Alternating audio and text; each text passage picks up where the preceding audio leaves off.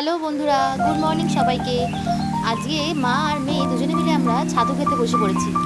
ওর জন্য বাটি করে একটু ছাতু নিয়ে নিয়েছি আর আমিও নিয়ে নিয়েছি, আমিও খেয়ে নেবো টিফিনে ছাতু। তো তখন বাজে 8টা, ও ঘুম থেকে উঠে ছাতু খাচ্ছে আর আমিও খেয়ে নিলাম। চা খেতে আর ইচ্ছা করলো না আজকে, তাই জন্য দুজনে ছাতু খাচ্ছি।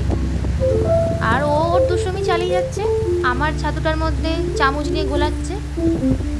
তারপর একটু আমিও বাচ্চাপোনা করছিলাম, গোপ গোপ গোপ বানাচ্ছিলাম। এই যে তো যাই হোক, তারপর তো রান্না করতে হবে। তো চলো রান্নায় ফিরে গেলাম। লাউয়ের ঝোল বানাচ্ছিলাম। বর তো প্রত্যেকদিন সকালবেলা অফিসে রান্না করতেই হয়, বরের জন্য নিয়েও যায় খেয়েও যায়। তো এখানে লাউয়ের ঝোল করছিলাম হালকা পাতলা করে, কেননা গরমে এত রিচ খাবার বেশি ভালো লাগে। আর আমার মেয়েটাও আমাদের খাবারই খায়, তাই জন্য